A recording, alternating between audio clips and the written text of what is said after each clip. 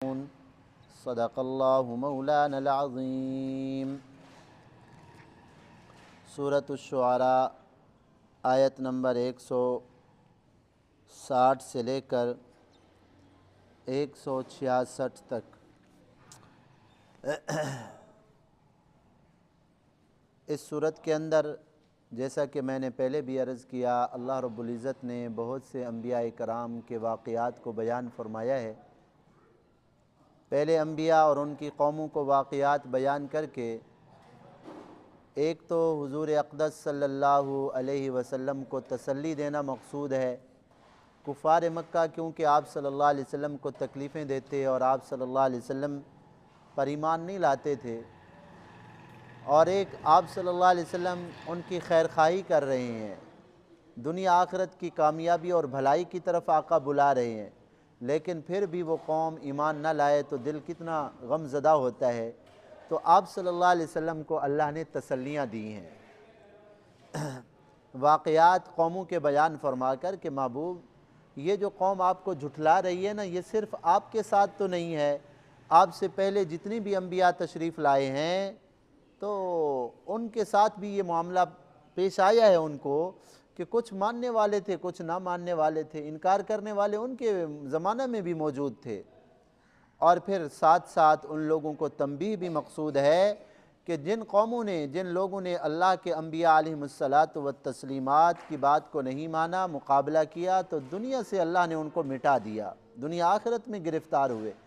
تو پچھلی قوموں کے واقعات بیان کرنے سے جہاں آپ صلی اللہ علیہ وسلم کو تسلی دینا مقصود ہے، وہاں لوگوں کو عبرت اور لوگوں کو سبق دینا بھی مقصود ہے۔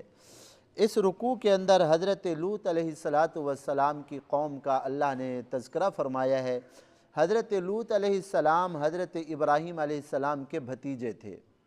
حضرت ابراہیم علیہ السلام پر ان کی بیوی حضرت سارہ ایمان لائی اور حضرت لوط علیہ السلام ان پر ایمان لائے تھے۔ تو باقی قوم ایمان نہیں لائی، تو اللہ تعالیٰ نے فرمایا کہ حضرت ابراہیم علیہ السلام سے کہ بابل سے آپ ہجرت کریں۔ تو حضرت ابراہیم علیہ السلام جو ہے نا علاقہ جو بابل ہے وہاں سے ہجرت کی، اور وہاں سے ہجرت فرما کر حضرت ابراہیم علیہ السلام ملک شام، مصر، فلسطین ادھر تشریف لے آئے۔ تو راستے میں حضرت ابراہیم علیہ السلام کے ساتھ حضرت لوط علیہ السلام بھی ہجرت کر کے جا رہے تھے نا، تو راستے میں اللہ تعالیٰ نے حضرت لوط علیہ السلام کو نبوت سے سرفراز فرمایا، نبوت عطا فرمائی، اور حضرت لوط علیہ السلام کی اللہ نے جو ہے نا ڈپٹی لگائی کہ آپ جو ہے نا شرق اردن کا علاقہ تھا، اس جگہ پہ قوم رہتی تھی، وہاں شہر تھے، تقریباً 6 بڑے بڑے شہر تھے، تقریباً ان شہروں کی آبادی 6 لاکھ تقریباً آبادی تھی، اتنا بڑے شہر تھے۔ تو حضرت لوط علیہ السلام کو اللہ تعالیٰ نے فرمایا آپ ابراہیم علیہ السلام کے ساتھ نہ جائیے، بلکہ آپ اس طرف جائیے، شرق اردن کی طرف۔ تو حضرت لوط علیہ السلام اس قوم کے آدمی نہیں تھے، بلکہ حضرت لوط علیہ السلام تو حضرت ابراہیم علیہ السلام کے خاندان سے تھے نا، وہاں سے تھے۔ تو بہرحال حضرت لوط علیہ السلام کو نبی بنا کر اللہ تعالیٰ نے بھیجا۔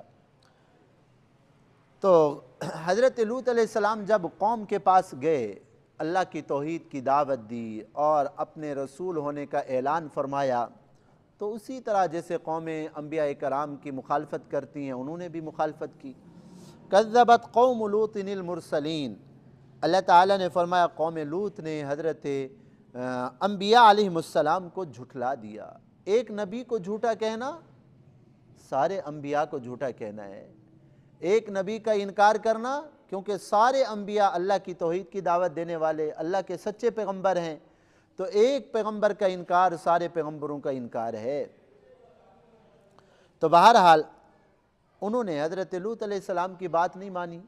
اس سورت کے اندر اللہ تعالیٰ نے حضرت لوط علیہ السلام کا ذکر مختصراً کیا ہے، اور بعض صورتوں میں تفصیلاً بھی ذکر آیا ہے، سورہ ہجر کے اندر ہم پڑھ چکے ہیں، اسی طرح اور صورتوں کے اندر بھی۔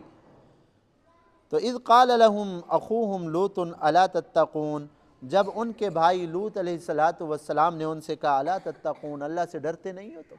اللہ نے تمہیں کتنا خوشحال بنایا، تمہیں مال و دولت بھی دیا، اور تمہاری بستیاں آباد ہیں، ہاں اللہ کی اتنا نعمتیں استعمال کر کے پھر بھی اللہ کی نافرمانی کرتے ہو، ڈرتے نہیں ہو؟ تو حضرت لوط علیہ السلام قومی بھائی تو ان کے نہیں تھے، لیکن وطن ایک تھا، اس اعتبار سے جو ہے نا وطنی بھائی جس کو کہتے ہیں وہ تھے حضرت لوط علیہ السلام۔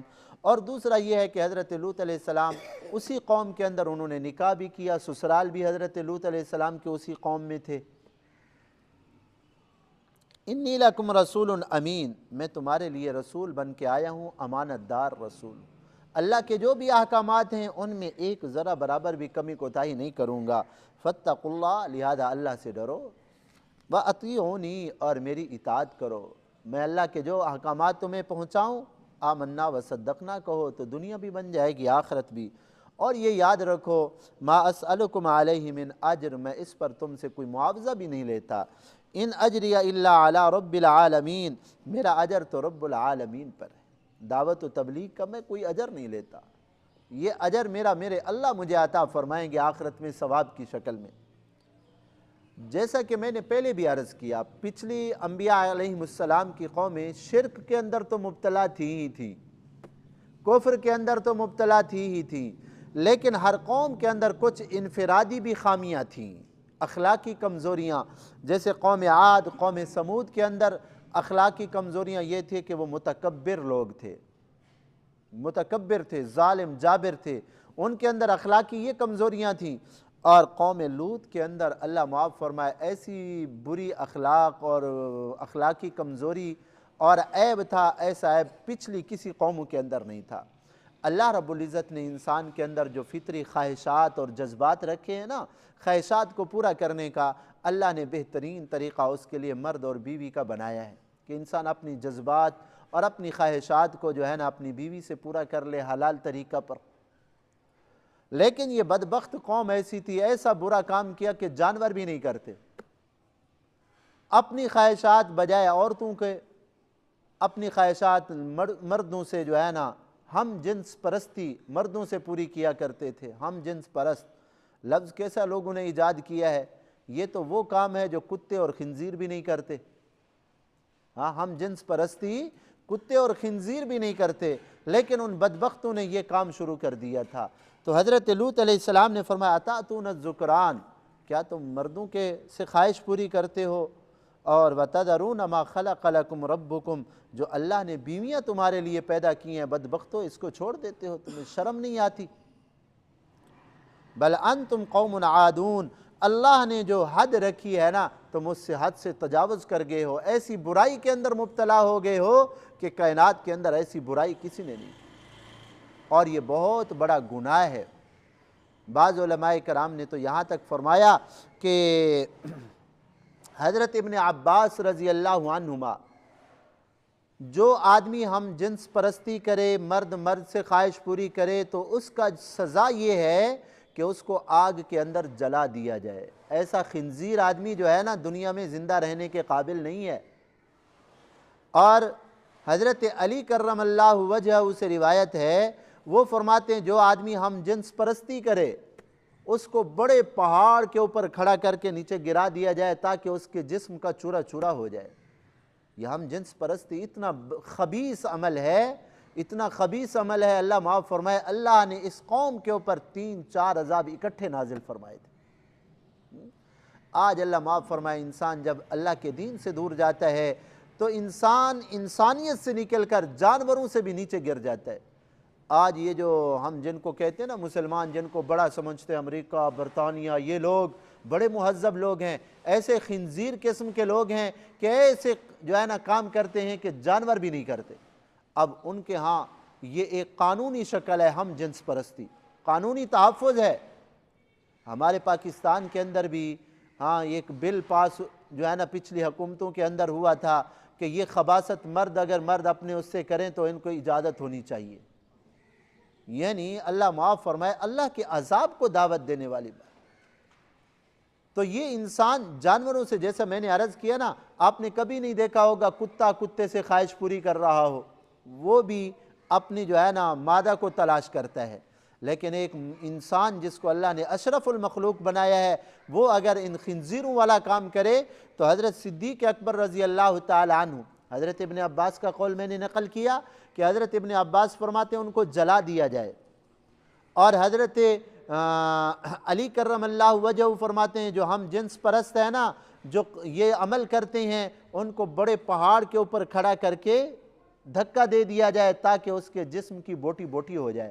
حضرت صدیق اکبر رضی اللہ تعالی عنہ فرماتے ہیں ان کی سزا یہ ہے کہ ان کو کھڑا کر کے دیوار کے جو ہے نا ان کے اوپر دیوار گرا دی جائے۔ بہرحال یہ صحابہ کرام ایسے ہیں جو فرما رہے ہیں ایسے آدمی کے زندہ رہنے کا حق نہیں ہے۔ اور جو ہے اللہ معاف فرمائے، بعض علماء کرام نے تو یہ فرمایا جیسے زنا کی حد جاری ہوتی ہے تو اس کے اوپر بھی وہی حد جاری کر دی جائے ایسے خبیثوں کے اوپر۔ تو بہرحال حضرت لوط علیہ السلام کی یہ قوم بدبخت اس گناہ کے اندر مبتلا تھی۔ حضرت لوط علیہ السلام نے ان کو جہاں کفر اور شرک سے روکا وہاں اس برے عمل سے بھی روکا کہ ایسا برا عمل پچھلی کسی قوم نے نہیں کیا۔ خبیثوں تمہیں شرم نہیں آتی کہ تم یہ کام کر رہے ہو؟ اب قوم نے کیا جواب دیا؟ ہونا تو یہ چاہیے تھا اپنی اس خباثت سے باز آتے، لیکن اس کے اوپر اور اکڑ گئے، جس کا ذکر انشاءاللہ پھر آئندہ دروس کے اندر ہوگا۔ اللہ تعالیٰ تمام مسلمانوں کو عزت اور پاک دامنی کی زندگی اللہ نصیب فرمائے۔